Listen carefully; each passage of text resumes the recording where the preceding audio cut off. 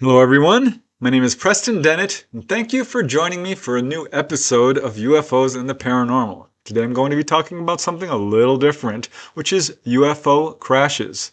The title of today's episode is UFO Crash Retrievals, 10 Stories of Crashed UFOs, Alien Bodies, and the Reverse Engineering of Extraterrestrial Craft. I think this subject is really important. It's not only one of the most interesting aspects of ufology, it really represents the cutting edge of research here. I think it has the greatest potential to really change the way we all think about this subject. It's absolutely conclusive evidence of what we're dealing with here. All bets are off if we truly do have crashed UFOs and alien bodies. And I think we do, because there are so many cases. It's certainly not just the Roswell UFO crash in 1947 in New Mexico, or the Aztec crash, or the Paradise Valley crash, or any of a half dozen really well-known cases. The fact is, there are literally hundreds of these reports. Many researchers have these cases. It's far more common than most people realize. But again, this represents the best possible evidence there is. Ironically, it relies solely on anecdotal evidence because none of this actual hardware, these ET bodies, are in the public arena. So it's incredibly frustrating. But the fact is, there are way too many cases to dismiss. Whistleblowers are now coming out of the woodwork. There are so many cases of people reporting crashed UFOs, ET bodies being held in captivity, reverse engineering of ET technology, that it's clear something very profound is going on here. But it's very hard to put all together. It's like this crazy, insane jigsaw puzzle with thousands of pieces that don't quite fit together. But that's why I'm doing this research. That's why I've put together this episode to provide a glimpse into this amazing aspect of UFO research. So I've got 10 cases for you today, 10 little-known cases you probably haven't heard before, which I hope provide a little bit of clarity into what's going on here. So let's just get started. And the first case I'd like to talk about today, I call He Wasn't Supposed to See. This occurred in June in 1946 in Dayton, Ohio, and this case was investigated by professional researchers, so it's definitely got some real credibility behind it. But it's such an unusual case, and it's not well known, and certainly deserves to be. This case comes from David Dobbs of MUFON Amateur Radio Net, who referred it to Leonard Stringfield, again the world's leading expert on reports of UFO crash retrievals. Leonard Stringfield calls this case, quote, of special interest because it relates to an alleged pre-Roswell crash and retrieval. This case was first published in 1991 in Stringfield's Status Report 6 and later in his book UFO Crash Retrievals. The first-hand witness is a gentleman by the name of Tex Martin. It was June of 1946 and he was only 10 years old. School had just ended, and as a reward for doing very well in school, his father, Jack Martin, allowed Tex to accompany him to his work at Wright Field, the famous Wright-Patterson Air Force Base, where his father worked installing aircraft instruments. So Tex joined his father over a period of days, and one day they both noticed an unusually large number of military vehicles and soldiers in front of a particular military hangar where the employees ate lunch. This was a very large hangar, and the canteen was on one side with a large panel door which separated it from the main area. But on that day, Tex entered the hangar and he saw the large sliding door being closed. And before it was fully closed, he glimpsed a lowboy truck loaded with objects covered with tarpaulins. Of course, he didn't think too much of it at first, but then he ate his first Eskimo pie, and being thirsty afterwards, he walked over to a soda pop machine, which just happened to be located by this sliding door separating the canteen from the rest of the hangar. There was a janitor there guarding the walk-through door in this sliding panel door, and the janitor offered to buy him a drink. And while standing there, Tex was able to peer through this walk-through door, which had been left open, and he was absolutely shocked at what he saw. So I'll just quote Leonard Stringfield here. Says Leonard, "Inside the main hangar, soldiers were working, and quite a crowd was gathering. Several small bodies, Tex believes there were 3 or 4, lay on stretchers in front of a large dome-shaped object supported on tripodal legs. Blankets were scattered about on the floor, and soldiers were folding up a large tarpaulin. He remembers that the bodies were small, brownish in color, and had large pear-shaped heads. He estimates that the domed object in the background was about 18 to 20 feet in diameter, was off-white in color, had no sharp points, and was encircled by a flat band." So at this point, Tex alerted his father, who came over, and he also peered through the open door and saw this object and the bodies. Tex continued to observe the goings-on when suddenly a colonel noticed him and ordered his father Jack to take him home. Now here's where it gets even more interesting, because it was 1 or 2 weeks later that Jack Martin returned home with very bad news. As Leonard Stringfield says, Jack Martin lost his job. He told Tex and his mother that he had seen stuff he wasn't supposed to see. Tex remembers his father crying in the kitchen and the difficulty he had finding other work.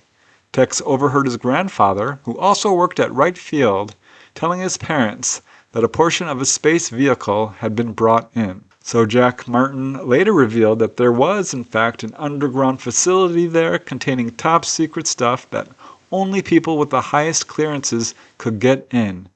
And Tex Martin finally, years later, revealed his story of what he saw in this hangar at Wright Field.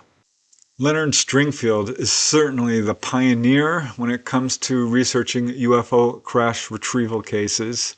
So when he starts talking about these kinds of incidents, I think we really do have to take him seriously.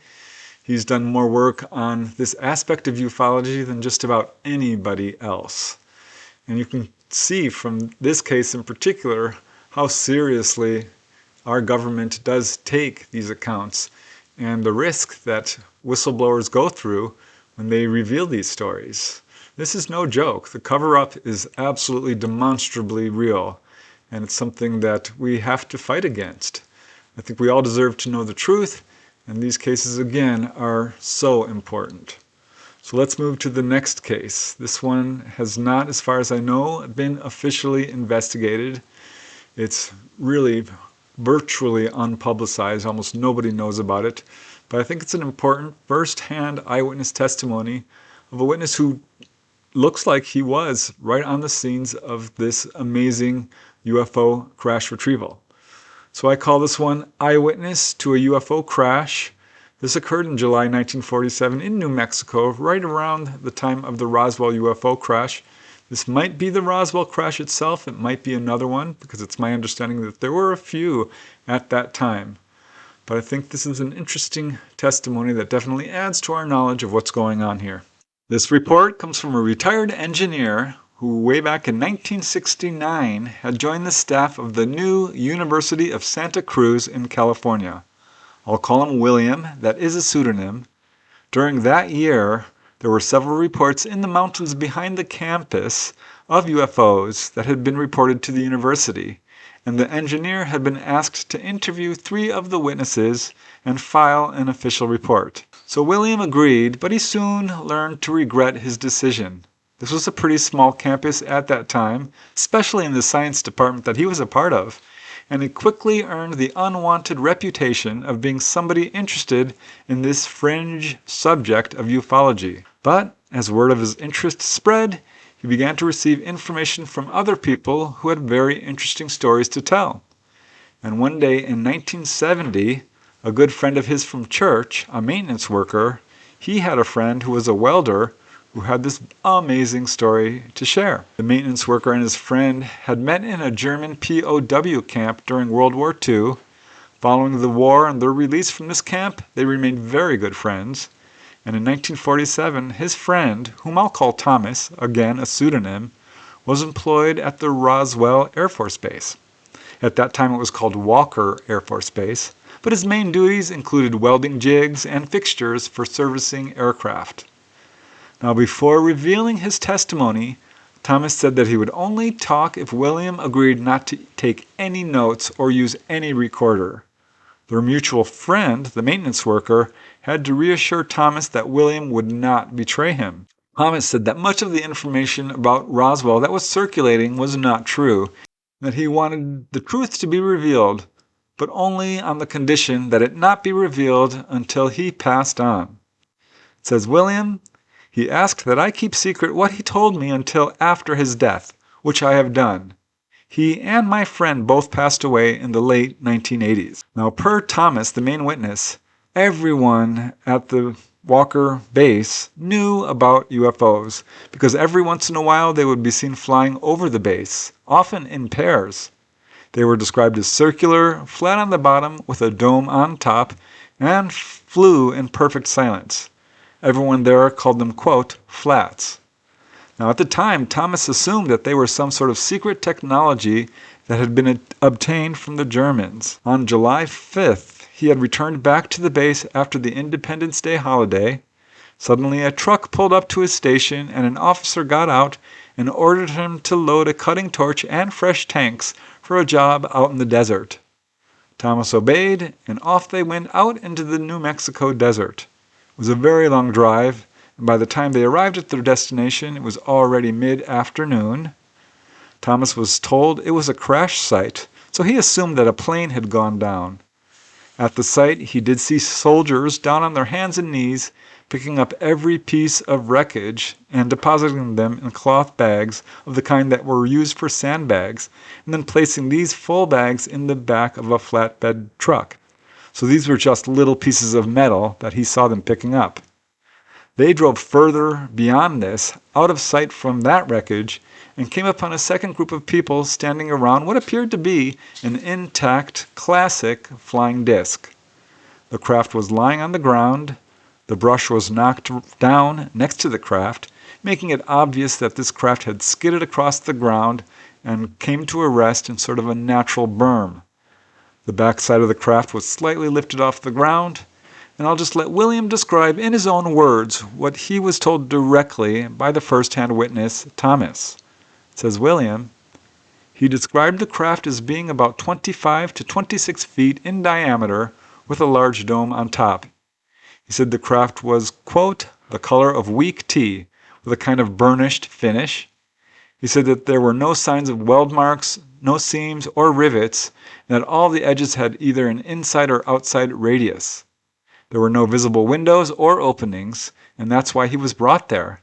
He was told to cut an opening in the dome wide enough for a man to crawl through.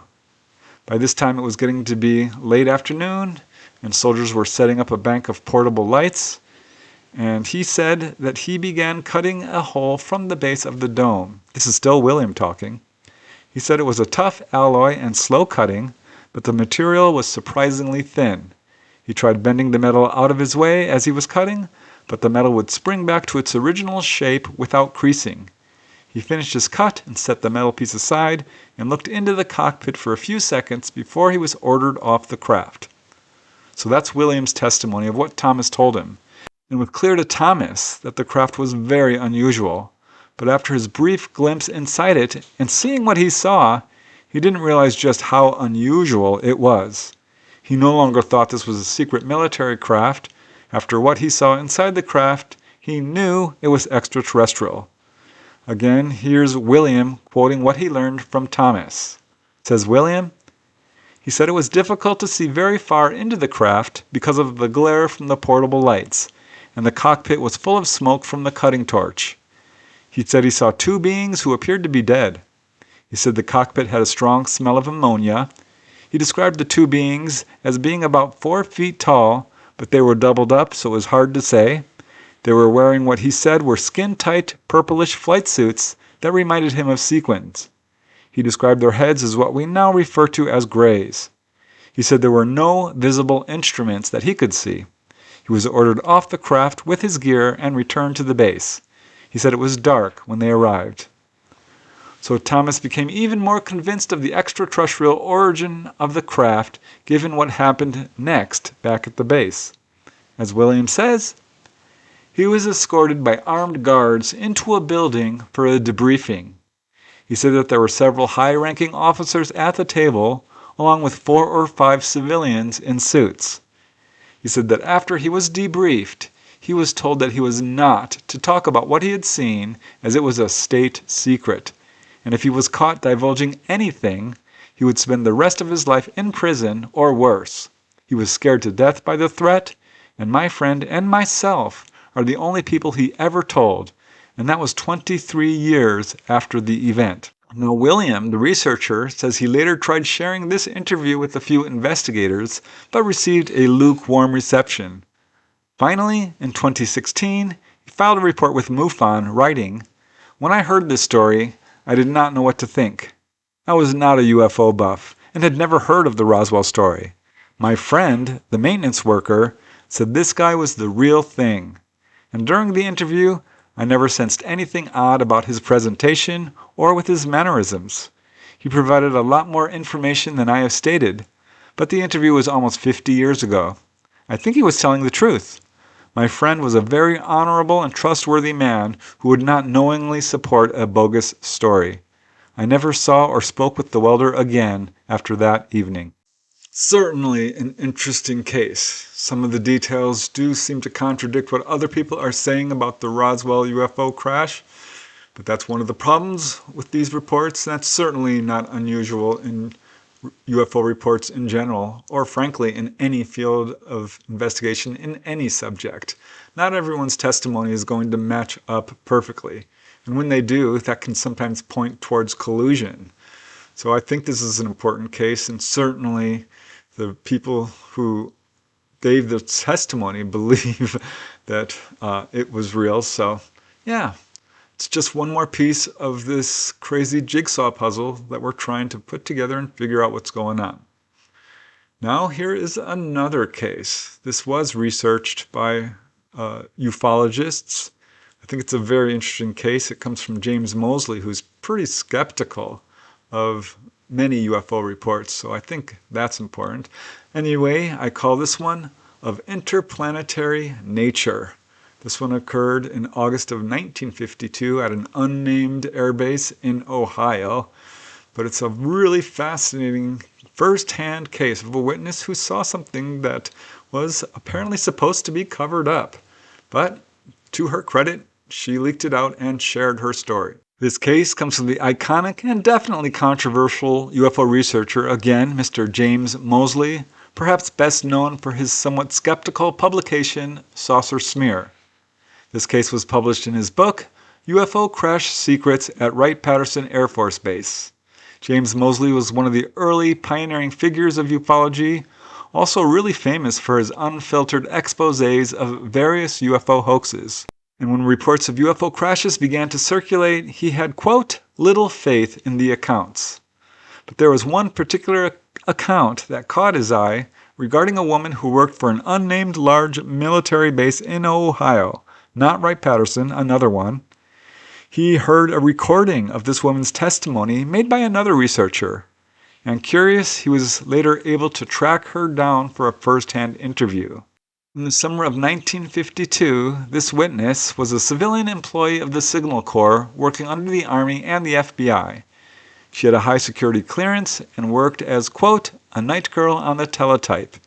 Her duties included decoding messages and handling classified materials of many sorts. As James Mosley says, she only agreed to an interview upon the condition of anonymity. So James Mosley calls her, quote, Mrs. Y. And I'll just quote Mrs. Y directly from James Mosley's interview. As Mrs. Y says, in August or September of 1952, I walked into the photographic lab to get an aspirin from redacted. James Mosley calls this man Mr. Z. He's an Army photographer. But again, as Miss Y says, I walked into the photographic lab to get an aspirin from this man who was in charge of this section. This lab was in the same section of the communication building on the base which I worked in. When I walked in, he was developing a number of prints, and I couldn't help noticing that about a dozen of them looked like the newspaper drawings I had seen of flying saucers. At first he expressed some concern that I had seen the photos. He thought he had had the door locked, but had gone to the restroom and forgotten to relock it. Knowing that I had a clearance, and being a good friend of mine, he apparently decided to relieve my curiosity. So Mr. Z This technician said that he had taken the photographs personally when he was on an assignment north of the unnamed base where a flying saucer had crashed.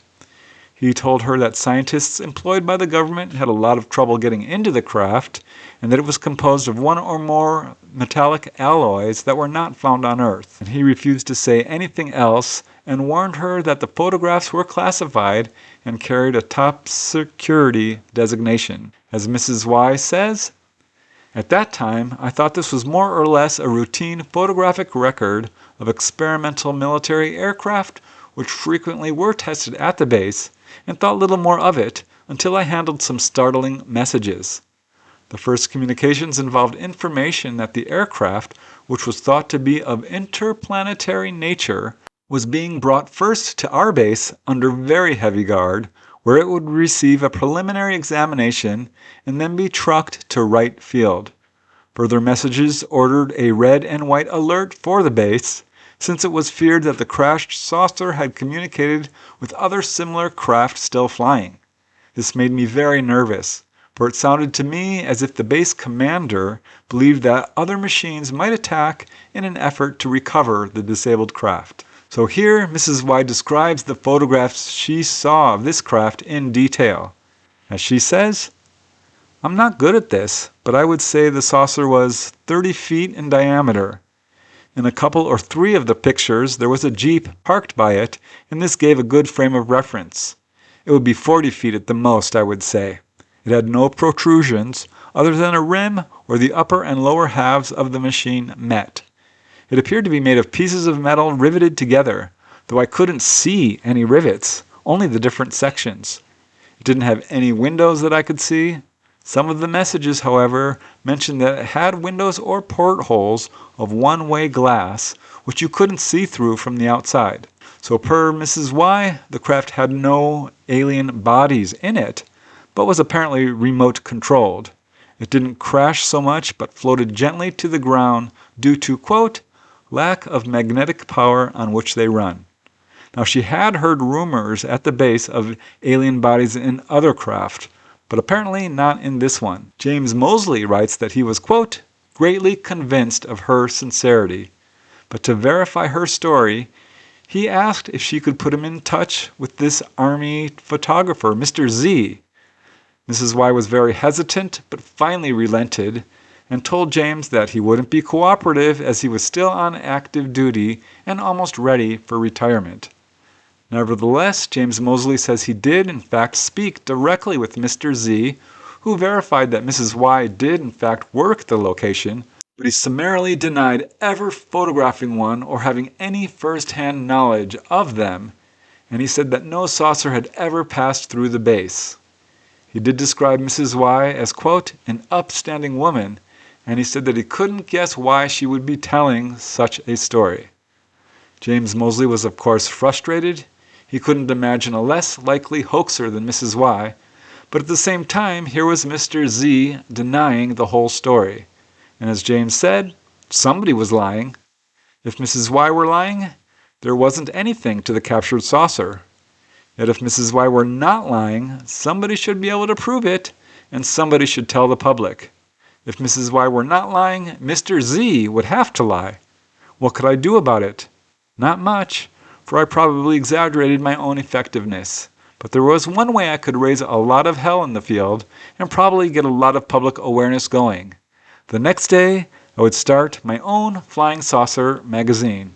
And he did, and this is how he became a very influential figure in this field. And that's how he started his famous magazine, Saucer Smear. I found that witness to be particularly credible. She had nothing to gain from coming forward and sharing this, did so very reluctantly and only on the condition of absolute anonymity. And I have to wonder how many other people out there don't have the courage and strength to share what they saw and were basically told not to talk about. I would imagine it's in the many thousands, tens of thousands or more, because it appears that this is, again, not nearly as uncommon as we have been led to believe. Now let's move to the next case. Of all the 10 cases I'm presenting in this compilation, this one is probably the best known. It was researched by Raymond Fowler, an absolutely impeccable and thorough researcher who I respect immensely. I call this one the Mattydale Incident. This occurred in 1953 or 1954, thereabouts, of course, in Mattydale, New York. This is a really fascinating case with, I think, very credible witnesses. Again, this case comes from Raymond Fowler, best known perhaps for his investigation into Betty Andreasson and also the Allagash, Maine case. He also helped break the story of the Kingman UFO crash in Arizona. But this next case involves a husband and wife who apparently came upon a UFO crash incident back in the 1950s. It was covered in Raymond Fowler's book, Casebook of a UFO Investigator. The witnesses are Bill Marsden, who held a law degree from the University of Breslau in Germany, had a degree in physics, and was the director of information services at a major electronics company, and his wife, who also had a law degree from the same university and had served in the German army. So I'll just quote Bill Marsden directly from Raymond Fowler's interview. As Bill says, "Around 3 a.m. on a Sunday morning, my wife and I were driving home from visiting some friends. We hadn't been drinking.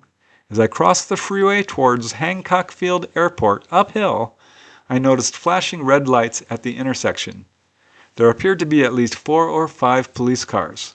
I thought there had been an accident and slowed down to avoid trouble, but I couldn't see any accident.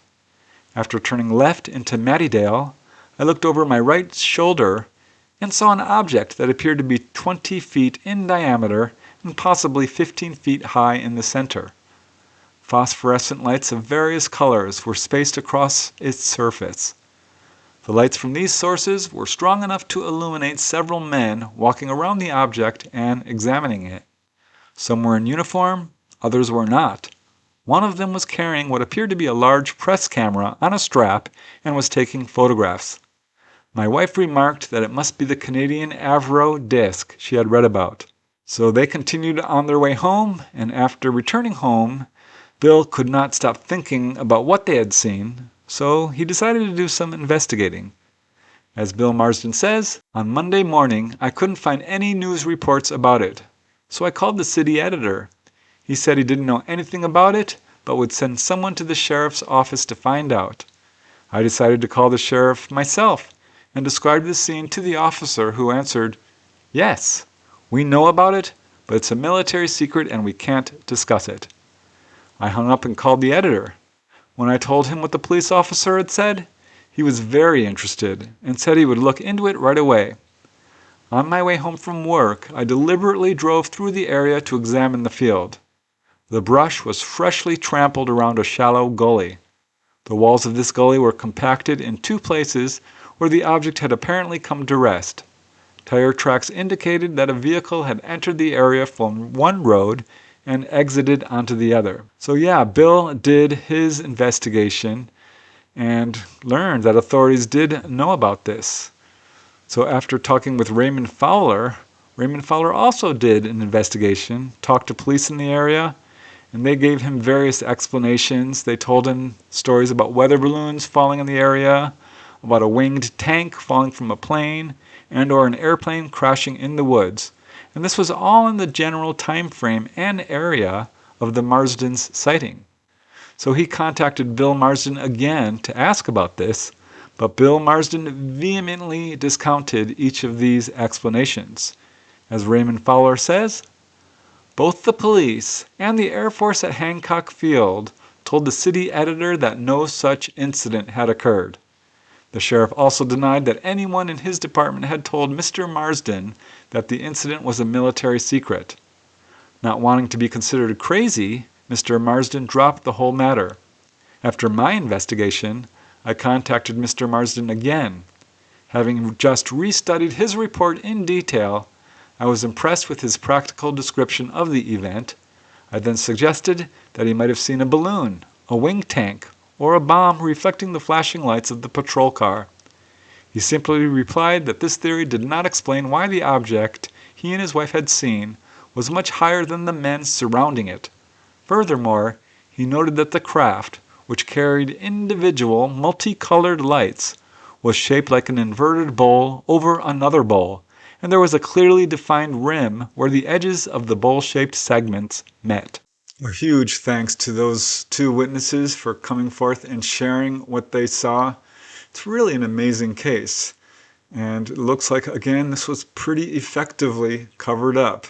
Thanks also to Mr. Raymond Fowler for doing his very thorough research into these cases. It's not the only case of a UFO crash retrieval that he's uncovered. And again, I think quite a few researchers do run across these kinds of cases. I've run across a few myself, as we'll see in just a few moments. But yeah, amazing. Now let's move to the next case. This is another one from Leonard Stringfield. God bless him. We would not be where we are today without Leonard Stringfield. I call this next case, I Couldn't Believe What I Was Seeing. This occurred sometime in the summer of 1953 at Camp Polk, Louisiana. This is technically a single witness case, though there were many people on the scene who saw this. Apparently none have come forward at this point. And after you hear this account and see what happened to this witness, you'll probably understand why this subject still continues to be controversial and has not gone mainstream, and that there are still people who are skeptical about it. Because those whistleblowers who come forward almost always receive some kind of repercussion from going forward. This case was referred to Leonard Stringfield by Lois Kukic of the Pennsylvania Center for UFO Research, and was also investigated by Dr. Peter Rank, who worked closely with Leonard Stringfield. The witness is understandably anonymous and is known only by his initials H.J. He served in the 24th Infantry in Korea, something that Leonard Stringfield was able to verify. At age 17, he was a private in B Company at Camp Polk in Louisiana, serving under the commander of Sergeant R.S., again whose name is known by Leonard Stringfield. This case was published in Leonard Stringfield's Status Report 3 and later in his book UFO Crash Retrievals. It was around dusk one evening in the summer of 1953 that H.J. was on maneuvers with his platoon of about 8 or 9 men when they observed an unidentified egg-shaped object make a crash landing on the soft sandy soil. They said it was as wide as a 3-bedroom single-story ranch house. Pretty big. They immediately notified their superiors, and H.J. and his fellow soldiers in B Company were ordered to guard the site while a special detachment and other emergency vehicles were rushed to the scene. H.J. learned that the site was roped off for a 50-mile radius, and MPs were posted on guard everywhere. H.J. says that he was able to initially approach within 45 feet of this strange object before later being ordered by a Lieutenant W. to pull back to 300 feet away. Said H.J., peons like me had to get out of the way. Nevertheless, he did get a good look at this object, and I'll just quote Leonard Stringfield. As Leonard says, according to H.J., the large ovoid object was without windows or lights and was surrounded by a fin-like protrusion at its equator which was still rotating. The ground around it, he said, was burnt into a powdery substance like crushed brick and was still hot. Soon to arrive at the site were top brass and medics. He remembered them going to the hatch on the side of the craft which was open, and after a while watched as 2 medics carried away a stretcher containing a body to the ambulance, and then 3 other of the crew emerging, being aided by the medics as though injured. The occupants of the craft were only 3.5 to 4 feet tall, of very slight build, and walked as though they had no knees, very stiff, bending only at the hips. The large heads, also without features, he believed, were covered by a helmet. Their uniform, tight-fitting, he described as a dull metallic green. Per H.J., when the hatch opened, there was a small ramp which the surviving UFO occupants used to walk out of the craft. One of the UFO occupants was too injured and, yes, was carried on a litter by ambulance personnel. But per H.J., one of the UFO occupants who was walking, quote, kept looking at the one in the litter and made strange noises. I couldn't believe what I was seeing. Now, H.J. later heard that the survivors of this craft had been taken to a hospital and put in isolation, but that all 3 had soon died, and their cadavers were sent to a medical center near Washington, D.C. Following this incident, H.J. and every single person involved in this retrieval operation were subjected to, quote, every kind of test. This happened over a period of 3 days at the base hospital. Now, although reluctant to talk about his experience, H.J. did cooperate with Lois Cukick, Leonard Stringfield, and Dr. Rank, allowing them to interview him repeatedly. But he stressed over and over again that he wanted to be anonymous and wanted no publicity whatsoever. It was during one of these interviews that H.J. said that he had finally located a list of all the members of the B Company who had also been involved in this operation, and actually sent this list to Dr. Peter Rank, who sent the list to Stringfield. Leonard Stringfield then personally asked H.J. to write a signed statement testifying to his experience. And this is what Leonard Stringfield says happened. Says Leonard, he consented, wrote 3 pages, and signed his name. His wife mailed the letter at the local post office on October 3rd or 4th in 1981. It never arrived. On February 3rd, 1982, I called H.J. to inquire about his health and to advise him to send another statement by registered mail. His phone had been disconnected. Wow, what a case that was. This witness was clearly very profoundly affected by it. And my heart goes out to all the people who experienced this firsthand and are basically told, no, you can't talk about it. And they don't talk about it. And when they do, we see what happens. It's such a shame. This UFO cover-up has got to stop. Secrecy is the wrong decision. I can understand that there are some things that we don't need to know. But something this profound, this earth-shaking, I think we all deserve to know the truth. And this is the kind of evidence that is absolutely, as I said earlier, conclusive to the point that it would change the way everybody on Earth feels about this subject. So yeah, we deserve to know the truth. There are so many cases. Here's another one. This is one that I researched personally. I call this one, Nobody Will Believe You.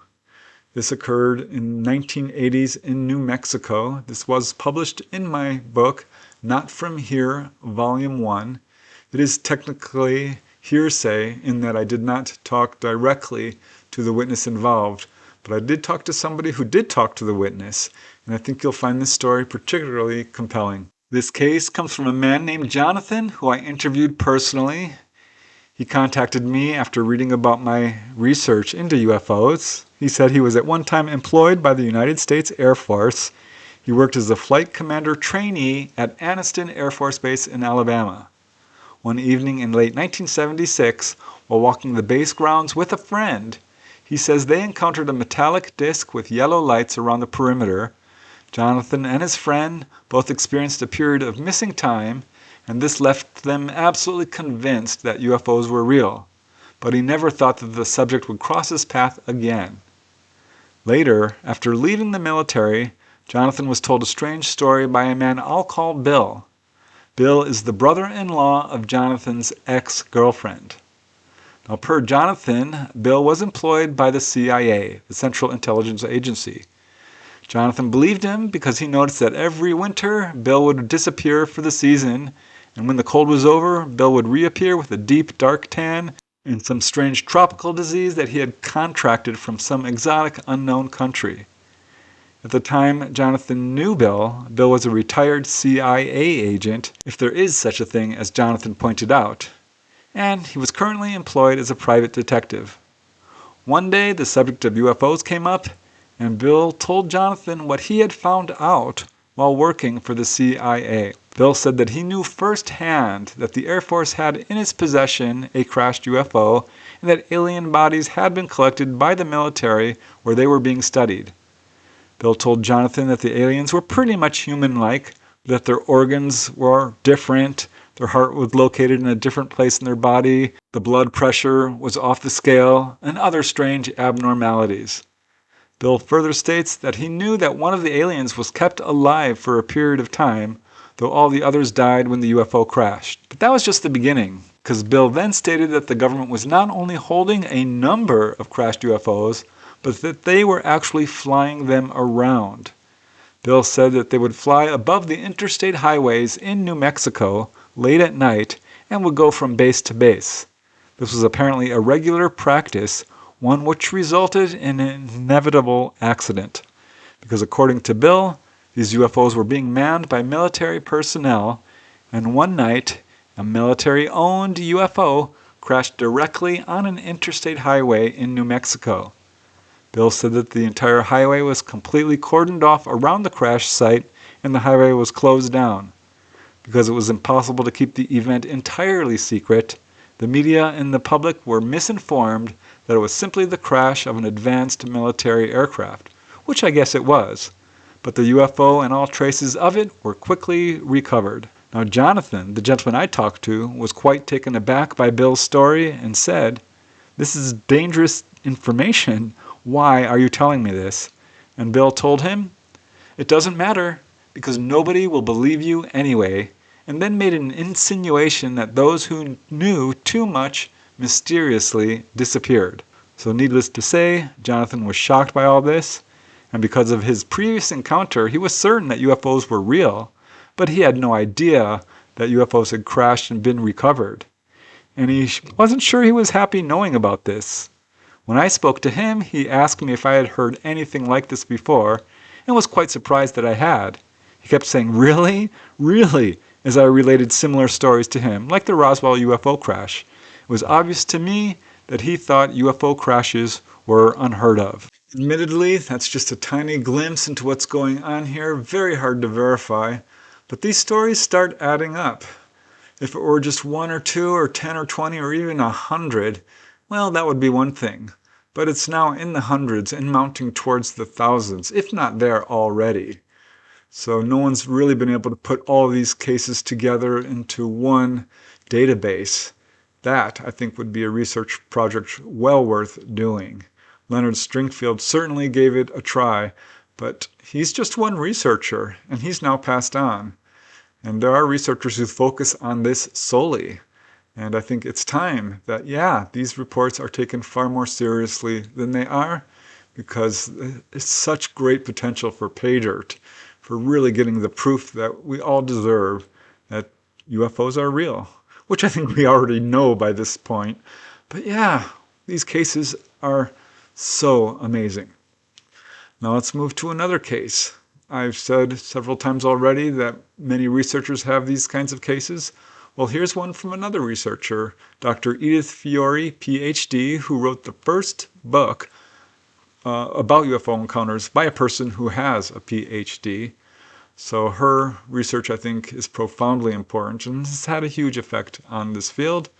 I call this case Return to Sender. It occurred sometime in the early 1980s in Northern California. And again, this is just a little tidbit, a little hidden jewel in the huge number of cases, but definitely worth knowing. This next account was published again in Edith Fiore, PhD's book, Encounters. It occurred in the late 1980s when she interviewed a UFO contactee by the name of Diane Tai. Diane and her husband Paul, by pure chance, received compelling evidence that our own governments have obtained crashed UFOs and alien bodies. So I'll just quote Diane directly. As Diane Tai says, "One day, about 4 or 5 years ago, Paul came home and he was shaken. He said, 'I want to show you something that came into the company by mistake.' It was addressed to a different company, technical something. His is technical analysis. We opened it up, and it was letters from an Air Force colonel to Barry Goldwater and some other people. And there were letters back and forth about how this colonel had seen UFOs. He knew of other Air Force people who had seen UFOs, and why wasn't some of this information out? And what was going on at some Air Force base in California where they had a UFO and alien bodies. This was in all those letters. There were all these different letters, back and forth, and copies of letters. Paul said, 'I'm really scared about this. I don't know what I should do.' Now, Diane herself, being a contactee, was very much intrigued and actually thought it was wonderful. She was very excited about it. She said that there were about 7 letters total. Senator Barry Goldwater was mentioned repeatedly, and the letters showed that he knew all about the issue of UFOs, crashed saucers, and alien bodies in captivity. Paul, however, was not as excited. He was deeply concerned and didn't want to get involved. And as Diane says, he took the letters, and I never saw them again. He said he got rid of them. Paul told Diane that he had found the address to the company that the letters were supposed to go to, and he mailed them there. What's so interesting about this case is that Senator Goldwater is well known for having been very vocal about the UFO issue. In fact, he is quoted as saying, "I've been flying now for 44 years, and I'm the last guy that's going to say I don't believe they're up there. I've never seen one, but when Air Force pilots, Navy pilots, airline pilots tell me that they see something come up on their wing that wasn't an airplane, I have to believe them. I am indeed interested in unidentified flying objects. I frankly feel that there is a great deal to this, and I have discussed it often with many Air Force officers."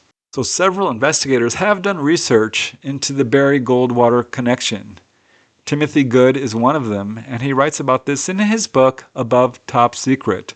As Timothy Good writes, Senator Barry Goldwater, former chairman of the Senate Intelligence Committee, visited Wright-Patterson hoping to get permission from General Curtis LeMay to examine the UFO evidence stored there, but he was refused. Copies of letter from Goldwater to various researchers in my files are worth quoting here. In a letter to Shlomo Arnan on 28 March 1975, he wrote, "The subject of UFOs is one that has interested me for some long time. About 10 or 12 years ago, I made an effort to find out what was in the building at Wright-Patterson Air Force Base where the information is stored that has been collected by the Air Force, and I was understandably denied this request. It is still classified above top secret. I have, however, heard that there is a plan underway to release some, if not all, of this material in the near future. I am just as anxious to see this material as you are, and I hope we will not have to wait much longer." On April 11, 1979, Goldwater wrote to Lee Graham, "It is true I was denied access to a facility at Wright-Patterson. Because I never got in, I can't tell you what was inside. We both know about the rumors. The room that the senator tried to visit is called the Blue Room, and according to my information, it contains UFO artifacts, but not craft or bodies." In another letter to Lee Graham, dated 19 October 1981, Goldwater wrote, "First, let me tell you, I have long ago given up acquiring access to the so-called Blue Room at Wright-Patterson, as I have had one long string of denials from chief after chief, so I have given up. In answer to your questions, one is essentially correct. I don't know of anyone who has access to the Blue Room, nor am I aware of its contents, and I am not aware of anything having been relocated. To tell you the truth, Mr. Graham, this thing has gotten so highly classified, even though I will admit that there is a lot of it that has been released, it is just impossible to get anything on it." Now, it's such a shame that Peter Tye didn't make copies of these letters he had accidentally received, because it would certainly be nice to know who this unnamed colonel was. But there can be no denying that Senator Barry Goldwater was absolutely convinced that there was something to these stories of UFO crash retrievals and alien bodies and ET tech being held in secret by our governments and our military.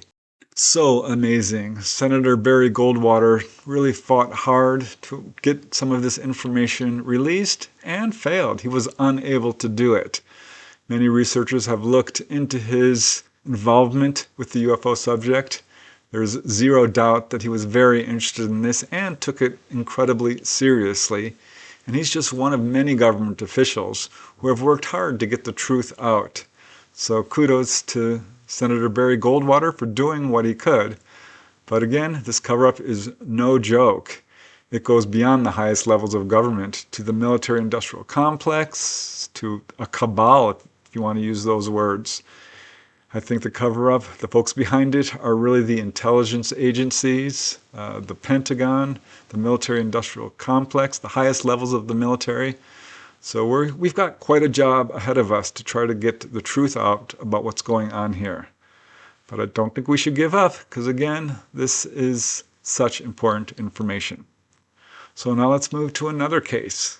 This one also comes from myself. Of all the people I've interviewed, I think this gentleman really provided one of the most profound stories in terms of whistleblower accounts. It's very rare that I've gotten whistleblower accounts, only a handful, but this is probably one of the best. I call it the whistleblower. This occurred sometime in the 1980s. The location is Edwards Air Force Base in Southern California. I did publish this account in my book Wondrous, and I briefly mentioned it in my episode called The Invasion of Edwards Air Force Base. But here I want to tell the whole story because it deserves to be well known. This case comes firsthand from a man I'll call Vernon Spencer. That is a pseudonym. But as he says, my job for over 20 years was to provide specialized construction equipment to the California high desert, including Edwards Air Force Base, China Lake, and Lockheed Hallandale, among others. My customers were primarily tied to government contracts and prepared bids. An equipment rental budget was one of the clauses that had little restriction. Our company began to apply 100% of the rental paid on the construction equipment to go to the purchase. To make our profit, we tacked on the usual 10% on new purchases. So in other words, what Vernon is saying is that customers at Edwards Air Force Base used a shortcut to get equipment quickly, bypassing the more official route of submitting a formal request that would need budget approval and unwanted red tape. And because of this, Vernon was granted special access to the base, with one particular incident in the late 1980s at Edwards Air Force Base that left him badly shaken. As he says, I was called to Edwards by a longtime customer because what they needed did not currently exist in the design required. I was given an annual base security sticker, good for every base in my territory. So Vernon put the sticker on his unmarked company vehicle and he drove to the Jet Propulsion Lab on the east side of the base. As he says, I was then driven to a building at the top of Rocket Site Mountain and then handed off to my customer. During our walk to his office, I ended up behind him. While passing by a structure in the building, the hair on my head and arms tingled, and a thrumming could be heard and sensed. There was a partially open viewport that my curiosity demanded me to open. Vernon turned his head and looked inside, and he could barely believe his eyes. As he says, I witnessed a craft hovering in a chamber, only attached to what looked like instrument cables. It looked like one of today's streamlined, mid-sized cars, like a Honda Accord. My customer grabbed me. He kept jamming his index finger against his lips so I would not make a sound. Our meeting concluded without any mention of what I saw. So Vernon finished the job and left the base, but he often thought about what he had seen, but had no opportunities to investigate it. But 1 year later, the same employer showed up at Vernon's company looking to rehire him. As Vernon says, while he was at our facility, we got into a joking pissing contest, and I said I would no longer provide him with a thing until he told me what I saw. So they had a few beers together and were talking about this, and it took some convincing, but Vernon finally got the answer to what he saw that day at Edwards Air Force Base. As Vernon says, I took him to lunch, and he said it was from a failed Star Wars program that was supposedly scrapped but became a black project. Counter-rotating magnetic fields were directed in a way that caused a hole or void to be projected in the desired direction of travel. He mentioned Tesla Tech and said that there were dozens of these drones in use. It was 30 years later in very bad health, with his wife gone and no kids, that Vernon felt compelled to share his story. As he told me, I'm an old guy here. Why not try to enhance the disclosure process? My heart goes out to this man. I mean, he contacted me on his deathbed in a hospital and died shortly after he spoke with me. He wanted to do his part to end UFO secrecy and kept this story secret for most of his life, as he was ordered or basically threatened to do. This information has to come out. I keep saying it. We all deserve to know the truth about what's going on here. Now let's move to another case. So many of them. I call this next one, They Definitely Did Not Look Human. This occurred on August 31st in 1986, apparently at Wright-Patterson Air Force Base, to a teenage witness who was taken to see what appeared to be ET bodies. Now, this case has not been officially investigated. It's virtually unknown, but this witness did provide first-hand testimony, so I think we should at least take a look at it. It took the witness 37 years in this case to report his experience, which occurred when he was only 14 years old. At the time, he had joined a Civil Air Patrol Auxiliary of the U.S. Air Force out of Circleville, Ohio. They would do search and rescue operations out of Pickaway County and also drill ceremonies in marching competitions and other things. In 1986, the witness, who I'll call Craig, that is a pseudonym, says that he was taken with his group to visit the Air Force Museum at Wright-Patterson Air Force Base. It was after the trip that a young airman first class took them for a ride in a military passenger van to give them a closer look at the base itself and some of the aircraft. And it was during this time that the airman asked the group, "Would you like to see something neat?" The group, of course, unanimously replied in the affirmative, and this led to an experience that Craig would never forget. As Craig says in his own words, "So our group was taken to a building which I can only describe as a combination warehouse and aircraft hangar. We were taken through a side door. It was dark inside. The airman hurried us all in, shut the door, and turned the light on. They were the kind of lights that are in a gymnasium that have to warm up, and we could see across from where we were a large wall, partially metal, mainly metal at the bottom, and what appeared to be very thick, possibly bulletproof glass. But you could see that there was something in there. The airman flipped on a few more switches, and lights came on inside that shielded area. Now we could see 5 or 6 tubes, what looked like tubes, leaning in a 45-degree angle against the wall from the barrier. And a few more switches go on, and there appears to be bodies of some kind in these tubes. They definitely did not look human. So all the kids were understandably shocked and really weren't sure what to think. As Craig says, I remember we all kind of looked at each other thinking, this can't be real. You know, it was a kind of disbelief. We all heard rumors about bodies being brought back to Dayton. A couple of the bodies seemed absolutely normal, other than they were lifeless, apparently, and a couple seemed to have been in some kind of crash. They seemed mangled and damaged, and also deceased. There has been some disbelief over the years myself, thinking this has to be some kind of showpiece they're going to put in the museum as a gag. But all these years later, it's never been in the museum. So I wonder what I really saw that day all those years ago. I can't help but think I saw deceased aliens being kept in some kind of tube, almost like a cryogenic tube or something to preserve the body. So apparently nobody asked any questions at the time. Everyone just stared at the bodies in stunned silence, wondering were these real ETs or something else. Finally, the tour came to a sudden close. As Craig says, after what seemed like a long time, but I know it wasn't, the airman kind of realized, we gotta get out of here, and you guys have to leave. We were shuttled back outside, all the lights went back off, and we were put into the van and drove back to our adult chaperones who were waiting for us. I think you'll agree that's an interesting account. You have to wonder what's going on here. Why was he and these other children taken to see these ET bodies, if that's what they were?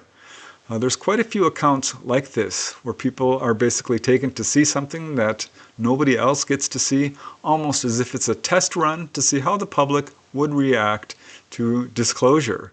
So perhaps that's what was going on here. Hard to say for sure, but it's certainly an event that this witness remembers decades later, as most of these witnesses do. That's another thing that's interesting about these whistleblower accounts.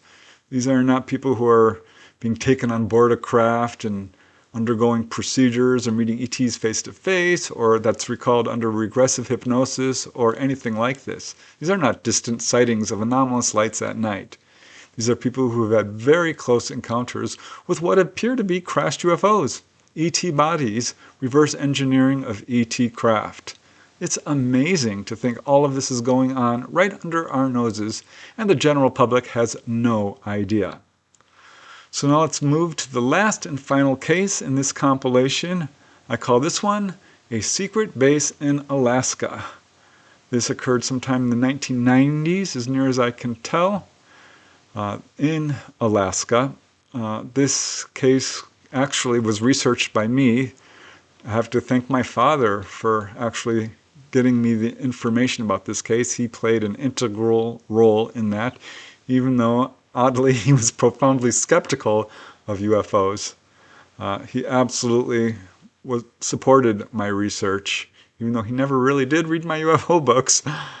He definitely helped me quite a bit. This account was published in my book, Not From Here, Volume 1. I've never talked about it in any of my episodes, so I think it's time to reveal this particular case. Again, I have to thank my father, James Dennett, for bringing this story to light.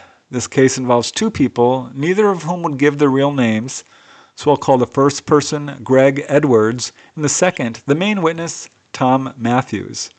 My father spoke to someone who knew Greg, so this story was passed to me through two intermediaries, as the main witness, Tom, refused to speak to me directly. Greg and Tom were apparently best buddies and considered each other blood brothers. Greg thought he knew everything there was to know about Tom, but then one day, Tom approached Greg with a startling revelation. Tom said that nearly everything he had told Greg about his life was not true, that he had lied about his job, where he worked, what he did, everything, all of it was lies. Tom then told Greg the truth, what he really did for a living. And what Tom revealed about his work is the stuff of science fiction, but Tom insisted that it was all true. Tom's story began in high school. He was extremely intelligent and had received an exceptionally high score on the SAT, the Scholastic Aptitude Test. And in fact, his scores were so high, it caused some attention to be paid to him.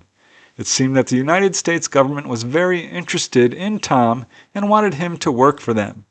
He had no idea then what his high scores were going to cost him. Government officials first approached Tom's parents and asked them if they would allow their son to work for the government. When Tom's parents gave their consent, Tom was approached and given an offer he basically could not refuse. In exchange for his services, he would receive a top-secret clearance to match a ridiculously large salary, and his job was to conduct research in a top-secret underground facility in Alaska. So Tom accepted the offer and went directly out of high school and into government service. He had to tell everyone that he was stationed in Nevada, but this was only a cover story, because in reality, Tom spent only his weekends in Nevada. On weekdays, he flew by private military jet to this top-secret government base in Alaska. The base, he said, was an 8-story building located almost entirely underground. The base itself, this is interesting, was financed by setting up the world's leading drug smugglers. This is what Tom was told. Officials would arrest the drug smugglers, confiscate all the money and drugs, then turn around and sell the drugs back to another smuggler, whom they would then proceed to arrest and confiscate. This may sound like a strange way to finance a scientific military research base, but it's obviously very profitable, and although perhaps not strictly legal, such practices were done in the name of national security. Tom reported that the base was mainly a research station that nabbed up some of the best scientific minds in the country and had the latest technology for advanced research.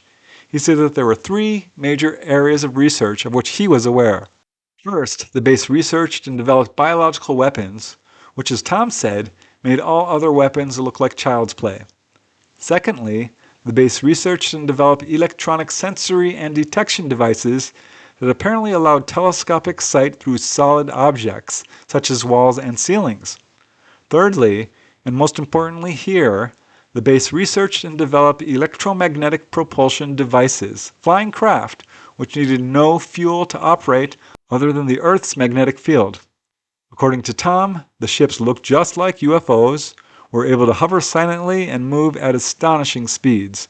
And as Tom said in his own words, some of the UFOs seen over Alaska are probably ours. Now, Tom refused to say exactly what his own job at the base entailed, but he did say that the security was extremely high. Every week, he was subjected to a horrible ritual. Due to the nature of his job, everything about him had to be known. He would be taken to a special room where he was given a dose of sodium pentothal, truth serum, and put into a hypnotic trance. For a period of a couple of hours, he would be interrogated into every single aspect of his life for the past week. Every detail would be laid bare to make sure that there were no security leaks. This agonizing ritual was repeated every week for as long as he was at the base, and there were no exceptions. Tom finally got out of the business after several years because he said the lifestyle was just too harsh. Since he left the base, he has been, and still is, under very close monitoring by the government. After his release from the base, he was offered several extremely high-paying jobs by some of the country's leading corporations. Tom declined these offers and pursued a more modest job and lifestyle. And that's Tom's story, which alone, again, could be easily dismissed. But in addition with those collected by the other researchers, it seems evident that our government is in possession of UFOs and, in fact, are flying them around. Again, that case was published in my book, Not From Here, Volume 1. It's a 5-volume series, soon to be 6 volumes, in which I explore all different aspects of ufology. So you can check that out if you'd like.